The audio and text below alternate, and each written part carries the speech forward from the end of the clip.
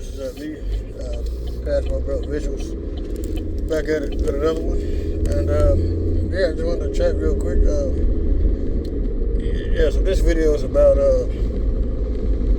my thoughts on Pan-Africanism and the fact that I think, you know, there should be something, we should do away with it and, you know, make something, you know, try something new, you know what I'm saying? Because, you know, we are 50 to 60 years removed, maybe closer even to 70 years removed from, you know, the independence of African nations and all that, you know what I'm saying?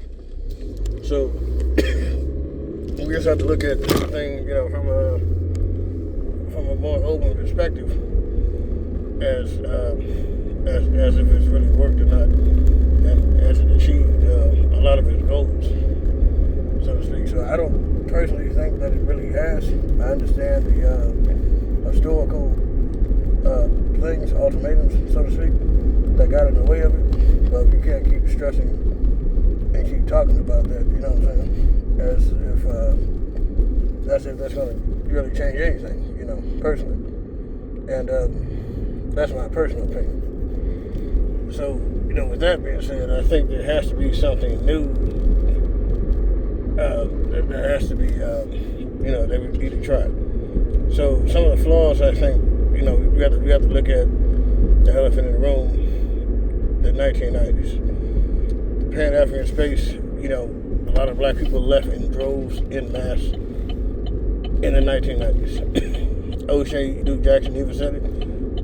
I personally think he has a axe to grind with the blacks who left the pro-black space in the 1990s. I think he has an axe to grind to try to prove Pan-Africanism right, that it can't work. And I think that's why he moved to Africa, you know, probably, you know. And but there's just so much stuff that's completely overlooked, and too many things are just left in a broad, generalized sense that we don't really understand, let alone the corruption. It's easy to just, you know, speak corruption, but we got to look at what it has accomplished, what the goals were, what it accomplished, and what it did not accomplish, in spite of, you know, the powers that be that got in the way of it, personally. So, the first thing I would say, looking at the 1990s, everybody left in droves, everybody's mindset started to be different, as far as, well, you know, 30 years earlier, so to speak, you know, 30, 35 years earlier, you know, and things like that, as far as what was working. I would say the big elephant in the room is a couple things. One, I'll hit on interracial dating or interracial marriage. Two, I would say the, you know, and it is kind of, you know, not, it's true, but it's not, you know, completely, there's a lot of other factors. The fact of jobs, the fact that, you know, we got a lot of jobs in the 1990s, and it was apparently the lowest unemployment for black Americans in the 1990s, you know. And that's in spite of what people think about, you know, Bill Clinton, and despite of the crime bill that was going on back then. So we have to look at that.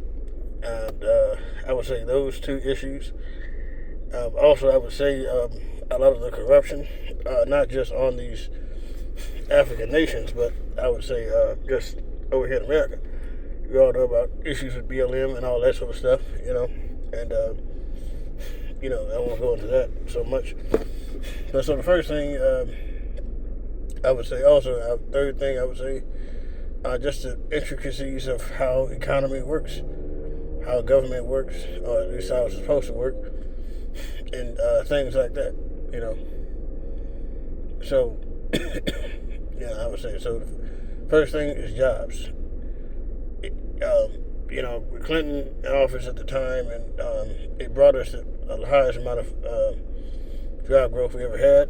Obama came in second, despite, you know, a bad economy, you know, and all that sort of stuff. Also, I would say that I think that that's in spite of the crime bill made by Biden that Bill Clinton approved of, you know, pushed forward. So that's in spite of that, because we're getting jobs, and that comes back to looking at the Pan-Africanism and questioning them people as far as blaming blacks in regards to support, because you're not really producing, you're not really producing anything for, the blacks to stay, that sort of stuff. They'll stay within the community, but you're not really producing anything to concrete structure, infrastructure, community sort of thing, So that's what I think a lot of us, reason why we left in droves, a lot of, like I said, jobs, the skills, a lot of things opening up to us, at that time frame. And also just a little bit of, leeway where some blacks could try something different, like, try to be, jobs are a little bit more, not quite 9 to 5, like I said, like a DJ or something like that, things like that at that time. So, yeah, so that's what I think was a big issue, personally. So, the second thing is, we don't know we don't really know economics like we think we do, like we should. We really don't. Just like some of us don't want to talk about money, or we don't feel comfortable, as far as the family, whatever. Hey, we don't know the economy either. We don't know the structure. We just know we get paid every 2 weeks or every week. A certain amount of hours, just to pay. These are the bills. Let's take care of it. Ain't just budget. But we don't really know how the inner workings, how things really work. We just think there's a lot of corruption, which there is. But we don't know how these things work. It causes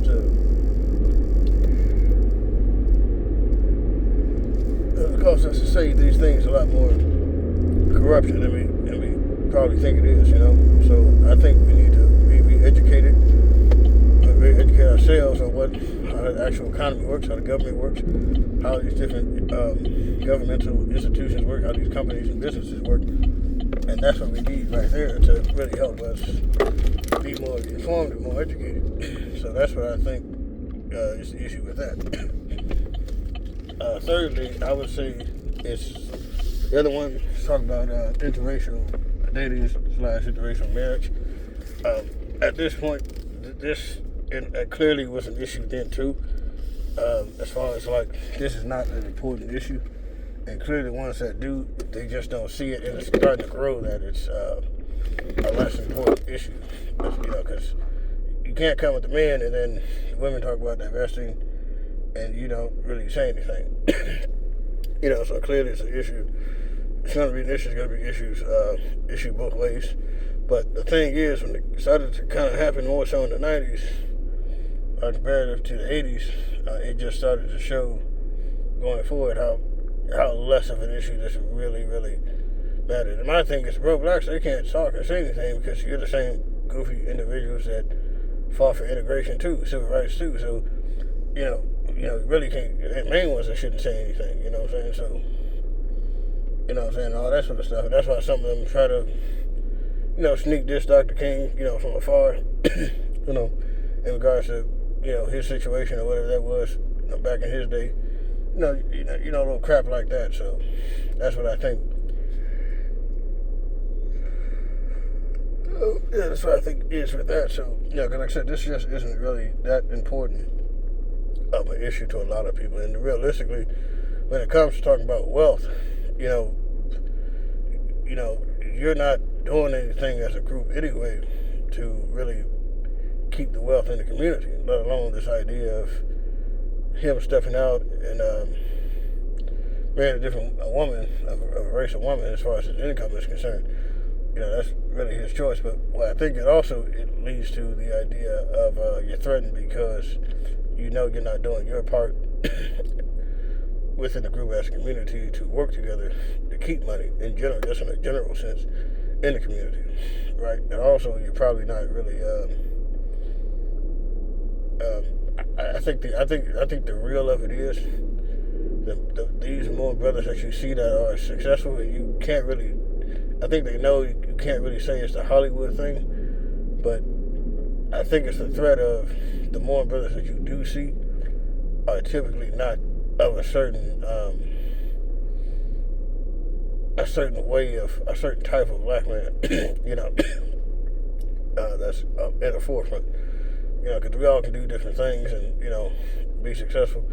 and different things in different ways, and that's how that it's supposed to go. But we have too much of a emphasis on how we think it should go. Trying to apply the inner workings of our community to the outside world, and that's just not how this works. Especially as the minority, because what work for them don't necessarily work for you, and what work for you damn sure don't work for them. That's just how that is right there. So that's something to think about. But no disrespect, to sisters, but as far as just those specifically who like, a certain type of peculiar type of black man, the truth is the truth. The world don't get wet, so to speak, for your type of black man, and you don't dictate the face of, black male success. Nor is that her place to do so. Because my thing is like this. If you're sitting up there as a 5 or a 6 with your little friends or whatever, 5s and 6s, the guy, he spit his talk to you, and you ain't feeling him, okay, fine. Ain't no harm, no foul, no disrespect. Either way, it's all good. You know what I'm saying? It's all love. But you're seeing with a girl that don't look like you, and she, let's say she's a number above you. Let's say you a 6, and she's like a 7.5, right? So she's 1.5 notch in her attractiveness comparison to you, and you know what I'm saying. And now you're upset because, well, how he pulled her, and I think that's the issue with the feminism, because what it did was allow sisters to pull away from the reality of how this really works and the issue of competing in regardless of the whole race thing. Because now you're looking at, why am I, what is it about him that she's seeing and that I didn't see? And that's what out of the general chose feminism to get them away from. But that's what led, if you think about it, that's probably what led to the dating/marriage statistics that you see within the African American community as far as the women. Because you're supposed to choose better, and you're not supposed to be defending this over here that's not really showing anything and all that sort of stuff. That's a big problem, and that just proves that, hey, not everybody in other communities or even within our own community is doing the same fuckery that you doing or not doing. And that's a big thing that holds us back because we try to use that to justify to keep doing the fuck shit that we doing as a group. So, just because you like Pookie, that's fine. Don't mean the next sister should, or don't mean the white girl should either. You know what I'm saying? Right. And because of that, and you don't like that because now it forces you to actually look at, you have to compare and contrast between him and Pookie, and Pookie he don't stand a chance. He don't have a leg to stand on in comparison to him, and you despise that because you want him to be the face of, like I said earlier, the black male, you want him to be the face of black male success, and you want other women to want him, but you mad because the white girl, she can still have him, the square guy that you don't want, the Pookie, she can still have him too, you know what I'm saying? So, but, you're not really mad at Tyler. You're not mad at the white girl for picking Tyler. You're mad because she ain't picked Tyrone. More importantly, she don't take Tyrone seriously, and that's what pisses you off. And that's what makes black men kind of cautious and not take you seriously in relationships at all, because they don't like that. And especially when you try to hide behind the condition of the black man that made him this or that way as far as the Pookies are concerned. But the squares try to use that same issue, then it's a problem, complaining or sort of thing. And that's the type of thing that just kind of pulls men quietly away from the community, because you can't have it both ways. And a lot of black men see that, but they don't want to say it like that, or at least they think that, but they just don't want to say it because it's controversial. But you got to tell them the truth, you know what I'm saying? You're not supposed to be attracted to something of that caliber. And successful men, which I define as blue collar and up, successful men don't want to compete for a woman with a lesser than man. That's how we all think.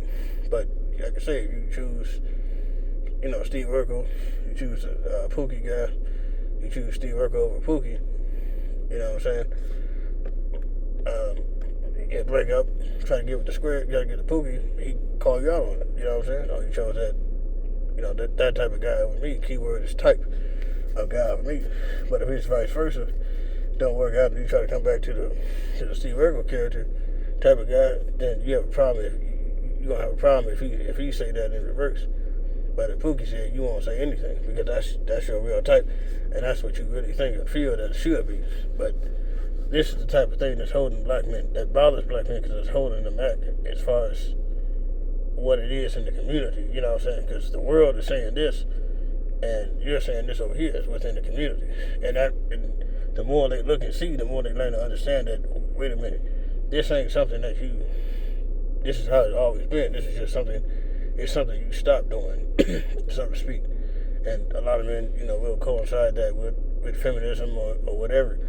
But, that's a big issue right there that they need to overcome and get away from. You know what I'm saying? You're supposed to be choosing or be interested in better quality men in general, on a consistent basis. You're going to get some duds here and there. That's the way it's supposed to go. But at the same time, as long as you keep that good consistency, you'll be okay. You'll be good, And the sisters know, they know that some of these white girls are not out here really choosing, the loser guys of the community are choosing some decent guys. And the loser guys, if they do cheat with the loser guy, he's behind the scenes. And that's the way it's supposed to be. Just like it was in Marilyn Monroe's day. She see with a guy in some loser guy between the alleyway that's got like a little apartment in the back of the alleyway, in between the alleyway somewhere, under a pizza shop, she do her thing and leave, you know what I'm saying? That's how it's supposed to be. But the problem is you putting him in the forefront, like the world's supposed to respect that. And that's what really, I think, bothers him a lot. And the men see that, but like I say, a lot of us just can't really say that. So, but yeah, get off that topic there. That's the issue right there, that it's just not that important at this time for black males and black females, and it's not, the wealth thing is not realistic because we don't work together anyway. That's where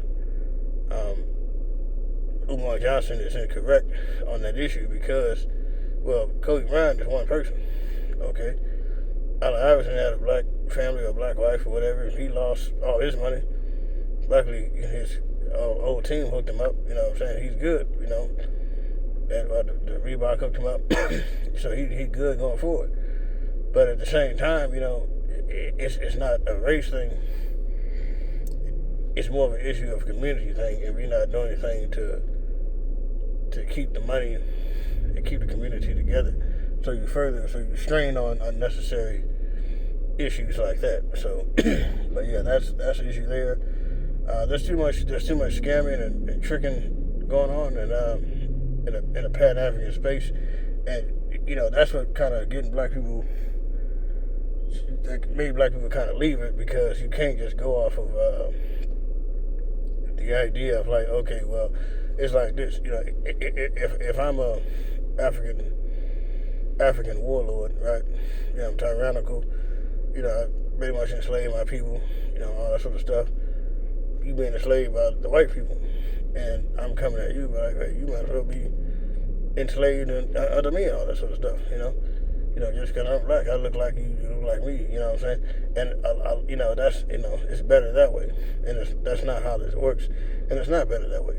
That's how a lot of Pan-African pro-blacks really think, and that's what they can't really say. And not, like Oshay Duke Jackson. That's something, how he really thinks and how he really feels. You know what I'm saying? But the reason why he's pushing against the Pan-Africanism, because like I say, like I said before, you want to come at these guys about getting caught up in the interracial relationships in situations like that, it doesn't matter because you're in Kenya and them Kenyans don't see you as one of them. That's because that discredits Pan-Africanism a little bit because, again, race is not skin color is not a race. You know what I'm saying? If anything, they'll say you're West African at best. just happen to be from America, via slavery. So, you know what I'm saying? You're really not one of them. You know what I'm saying? And you just happen to look more African than the rest of us. You know what I'm saying? It's a good thing. Nothing wrong with that.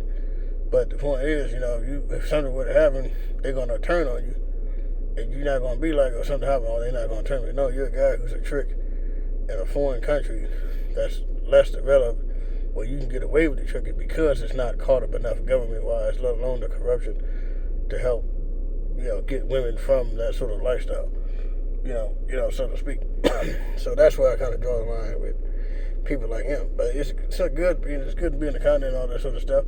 But like I said, you can't just keep playing the field either way, you know what I'm saying? But, like I said, we have to learn and understand each other. And that's why I think Pan-Africanism has clearly failed in spite of what the white people have done in the past, so to speak. Because you can't keep talking about the same issues over and over and over again. This is why black people left in droves, back then. And rightly so, But you gotta be about being productive and being productive and learning from each other. Learn these languages, meet each other, try to, build relationships, try to help mend relationships and things like that. And, stop being too emotional. And that's on both sides. That's where I think, that's where I think Pan-Africanism has failed. And and the people are not getting people who have the actual skills. It's like Umar Johnson, he talk all that pro-black stuff how he wants, and he don't care about nobody criticizing unless they donate. He's no different than kind of like Elijah Muhammad. Do what I do, don't criticize me. And he's not going to get people who can, who know more than him, who can build and all that sort of stuff, because they're going to call him out rather quickly. You know what I'm saying? Even if he does have a good idea. So that's the problem with him and people like him. And then another thing, we as black people, we don't do enough to get away to, like, when somebody do wrong, we keep giving them too many chances. You know what I'm saying?